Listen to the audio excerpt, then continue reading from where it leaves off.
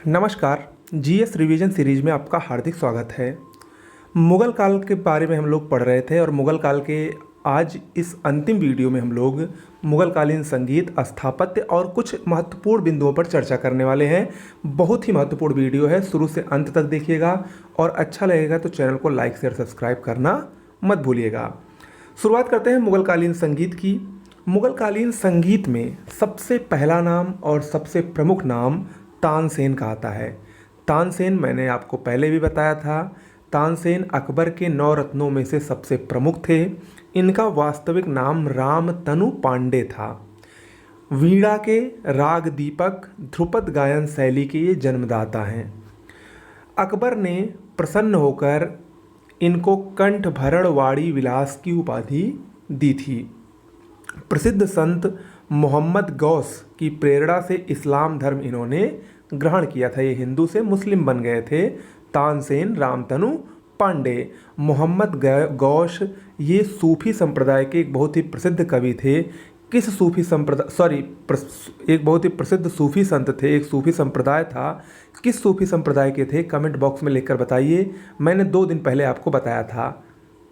देखिए, मैं जितने भी वीडियोस अब तक आपको बता चुका हूँ। हिस्ट्री चल रही है, हिस्ट्री के साथ साथ कुछ ही दिनों में आपको ज्योग्राफी या साइंस भी मिलने लगेगी, तो धैर्य बनाए रखें। और जितना मैं करवा दे रहा हूँ इससे आपके एग्ज़ाम में लगभग 70 to 80% क्वेश्चन सीधे सीधे मिलने के पूरे चांसेस हैं।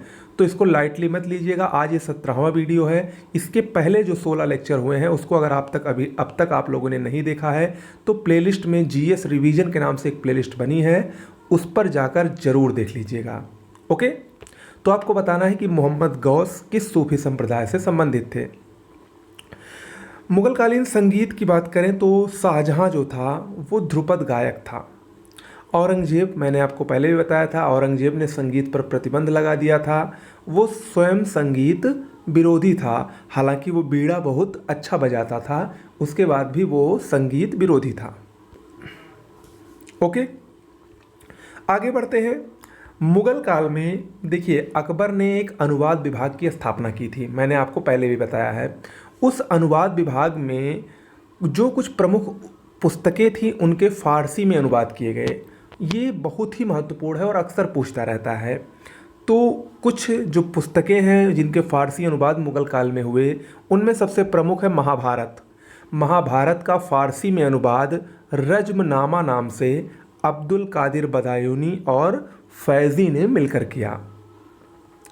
रामायण का भी फ़ारसी में अनुवाद अब्दुल कादिर बदायूनी ने ही किया था।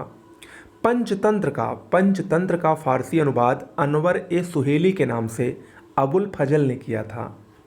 लीलावती का फ़ारसी अनुवाद फैज़ी ने किया। भगवत गीता और उपनिषद का फ़ारसी अनुवाद दारा सिकोह ने किया था। इम्पोर्टेंट है, दारा सिकोह, जो कि शाहजहां का सबसे बड़ा पुत्र था। तजक, जो कि एक ज्योतिष ग्रंथ था, इसका फ़ारसी अनुवाद मोहम्मद खां ने किया। अथर्ववेद का फ़ारसी अनुवाद इब्राहिम सरहिंदी ने किया था। तो ये कुछ प्रमुख पुस्तकें हैं और उनके फ़ारसी अनुवाद करने वाले प्रमुख कवि और विद्वान, जो कि परीक्षा की दृष्टि से सबसे ज़्यादा महत्वपूर्ण हैं।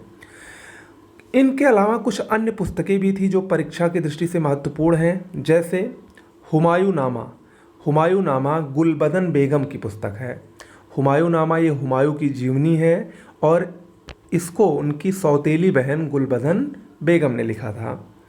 मुंतखाब उत तवारीख ये बदायूनी की एक बहुत ही प्रसिद्ध पुस्तक है। पादशाह नामा ये अब्दुल हमीद लाहौरी की पुस्तक है। ये 3 पुस्तकें इंपॉर्टेंट है, परीक्षा में पूछी जाती हैं। अब आते हैं मुग़ल कालीन स्थापत्य कला की ओर। मुग़ल काल में जो आर्किटेक्चर था वो अपने चरमोत्कर्ष पर था। अगर हम बात करें बाबर की, तो बाबर ने बाबरी मस्जिद का निर्माण कराया। एक्चुअल में जो बाबरी मस्जिद थी, जो अयोध्या में, जिसके लिए काफ़ी विवाद भी हुआ था, वो बाबर के सेनापति मीर बांकी ने बनवाया था। ठीक है, वो बाबरी मस्जिद बाबर के ही काल में बनी थी। इसके अलावा पानीपत में काबुली बाग मस्जिद का भी निर्माण बाबर ने ही किया था। अकबर की बात करें तो अकबर ने बहुत सारे स्थापत्य करवाए, जिसमें दिल्ली में हुमायूं का मकबरा, और ये सफ़ेद संगमरमर से युक्त दोहरी गुंबद वाला पहला मकबरा है। इसमें 2 गुंबद लगे हैं। हुमायूं का मकबरा जो कि दिल्ली में स्थित है, पूरा सफ़ेद संगमरमर से युक्त मकबरा है और दोहरी गुंबद वाला ये पहला मकबरा है। आगरा किला, आगरा किला का भी निर्माण आगरा में अकबर ने ही करवाया और आगरा के किले का पश्चिमी दरवाज़ा दिल्ली दरवाज़ा के नाम से जाना जाता है, इम्पॉर्टेंट है। फतेहपुर सीकरी का निर्माण, आगरा में फतेहपुर सीकरी का निर्माण अकबर ने ही करवाया था। जामा मस्जिद, फतेहपुर सीकरी में ही जामा मस्जिद का निर्माण अकबर ने करवाया और इसी जामा मस्जिद का दक्षिणी द्वार बुलंद दरवाज़ा कहलाता है। शेख सलीम चिश्ती की दरगाह और अकबर का मकबरा, इन सभी का निर्माण अकबर ने ही करवाया था, इम्पोर्टेंट है। इसके बाद जहांगीर की बात करते हैं तो जहांगीर ने एतमादुद्दौला का मकबरा बनवाया जिसमें पित्रादुरा का प्रथम प्रयोग हुआ था। एक्चुअल में जो एतमादुद्दौला का मकबरा था वो नूरजहां ने बनवाया था। नूरजहां के पिता थे एतमादुद्दौला, इनका मेन नाम मिर्ज़ा गयास बेग था, जिनको जहांगीर ने एतमादुद्दौला की उपाधि दी थी, वो उनके दीवान थे।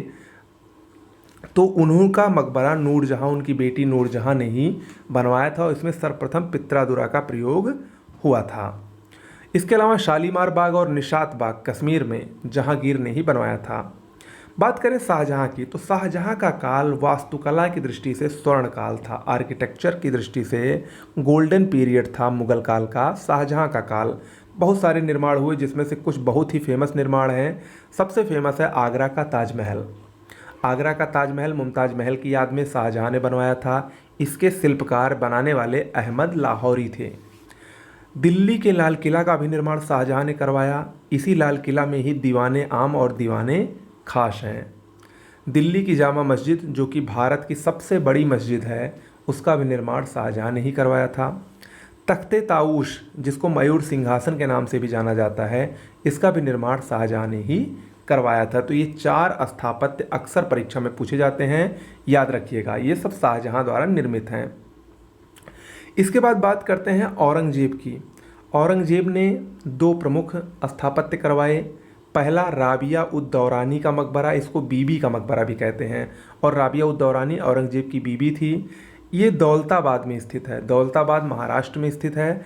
इसको दक्षिण का ताजमहल कहा जाता है या इसको ताजमहल की फूहड़ नकल भी कहा जाता है, ठीक है। औरंगजेब ने जो राबिया उद दौरानी का मकबरा बनवाया था उसको ताजमहल की तर्ज पर बनवाने की पूरी कोशिश की थी, लेकिन उस तरीके से शेप नहीं दे पाया था और देखने में तो बिल्कुल ताजमहल जैसा लगता है, लेकिन जो बात ताजमहल में है वो इसमें नहीं है, ओके। इसके अलावा मोती मस्जिद, दिल्ली के लाल किले में मोती मस्जिद का निर्माण भी औरंगजेब ने ही करवाया था, ओके।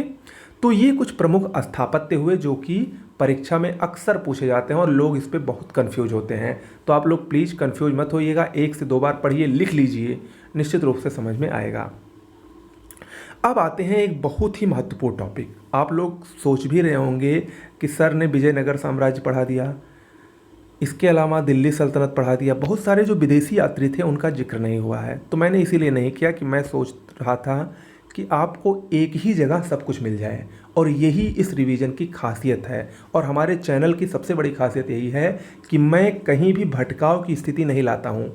हमेशा मैं आप लोगों के लिए ऐसी चीज़ें लेकर आता हूँ जिससे आपको मनोरंजन के रूप में पढ़ाई का मौका मिलता रहे, ओके। इससे आपको सब कुछ इकट्ठा मिल रहा है, सब इम्पोर्टेंट चीज़ें मिल रही हैं, बेफालतू की चीज़ें कोई नहीं मिल रही हैं, और सब ऐसी चीज़ें मिल रही हैं जो परीक्षा में आती हैं, आ चुकी हैं या आने की संभावना है, ओके। मध्यकाल में भारत आने वाले प्रमुख यात्रियों का अगर हम जिक्र करें तो सबसे पहला नाम आता है इब्न बतूता का।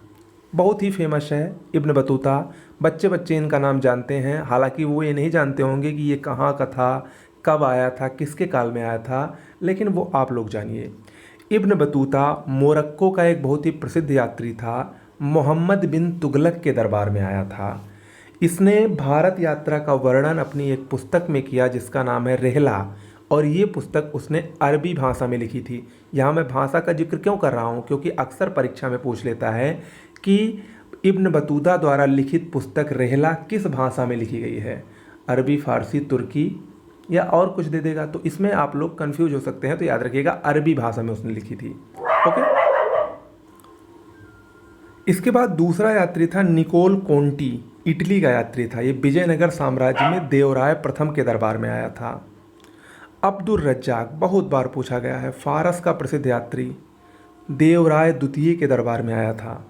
नूनीज़ पुर्तगाल का प्रसिद्ध यात्री, ये भी अच्युत राय के दरबार में आया था।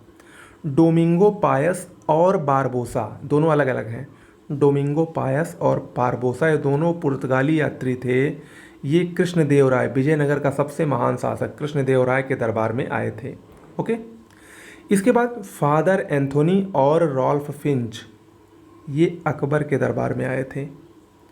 William Hawkins, sir Thomas Roe, Edward Terry और फ्रांसिस्को पल्सार्ट, ये जहांगीर के दरबार में आए थे। बहुत ही महत्वपूर्ण है, अक्सर परीक्षा में पूछा जाता है।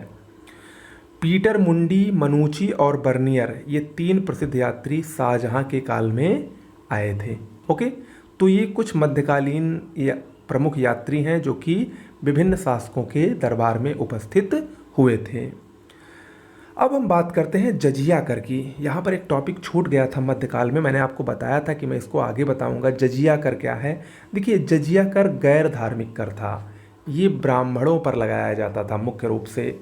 इसको बहुत सारे शासकों ने लगाया, बहुत ने हटाया, फिर लगा, फिर हटा। तो इसकी आप लोग कहानी जान लीजिए, इसका जो क्रम है, किसने लगाया, कब हटाया गया, इसको आप जान लीजिए। सबसे पहले फिरोज शाह तुगलक, ये ब्राह्मणों पर जजिया कर लगाने वाला पहला शासक था। ओके, इसके बाद जब मुगल काल आता है अकबर, तो अकबर ने 1564 में जजिया कर को समाप्त कर दिया। इसको भी मैंने आपको बताया था। फिर औरंगजेब के काल में 1674 में पुनः जजिया कर की वसूली शुरू की गई, इसको लागू किया गया। फिर उत्तरवर्ती मुगल शासक फर्रुखसियर ने 1713 में इसको समाप्त कर दिया, यानी जजिया कर को लेना बंद कर दिया। लेकिन फिर 1717 में इसी ने ही इसको पुनः शुरू कर दिया था जजिया कर को। और अंतिम रूप से मोहम्मद शाह रंगीला, जिसको रंगीला बादशाह के नाम से जाना जाता है, ये भी उत्तरवर्ती मुगल शासक था, इसने जजिया कर को अंतिम रूप से समाप्त किया। ओके, तो ये जजिया कर के बारे में है पूरी कहानी, और ये आपको जानना जरूरी था। इसमें सबसे ज़्यादा महत्वपूर्ण है फिरोज शाह तुगलक, अकबर। तो सबसे पहले ब्राह्मणों पर जजिया कर फिरोज शाह तुगलक ने लगाया, और जजिया कर को 1564 में अकबर ने समाप्त किया था। तो आज के लिए इतना ही। और देखिए, यहाँ पर आपका मुगल कालीन इतिहास खत्म होता है, और एक प्रकार से हम कहें तो मध्यकालीन इतिहास की समाप्ति भी यहीं होती है। क्योंकि मैंने आपको पहले ही बताया था, जब औरंगजेब की मृत्यु होती है 1707 में, औरंगजेब की मृत्यु 1707 में जब होती है, तो उसी समय मध्यकालीन इतिहास को समाप्त घोषित कर दिया जाता है और आधुनिक इतिहास में हम लोग प्रवेश करते हैं। तो अब कल से हम लोग जो पढ़ेंगे वो आधुनिक इतिहास के अंतर्गत पढ़ेंगे। हालांकि अभी हमको उत्तरवर्ती मुगल शासक पढ़ना है, मराठों के बारे में पढ़ना है, तो इन सब के बारे में पढ़ना है, लेकिन इन सब को हम एक प्रकार से आधुनिक इतिहास के अंतर्गत ही पढ़ने वाले हैं। तो आपका प्राचीन और मध्यकालीन इतिहास समाप्त हो रहा है, अब आधुनिक इतिहास की तरफ हम लोग बढ़ रहे हैं। आपको वीडियो कैसा लग रहा है ज़रूर बताइएगा। ROARO का ऑनलाइन बैच स्टार्ट होने वाला है, वो भी एक ऐसा बैच होगा जिसको आप ज्वाइन करके निश्चित रूप से सफलता के अंतिम पायदान तक ज़रूर पहुंच पाएंगे। ओके, तो आज के लिए इतना ही। नमस्कार।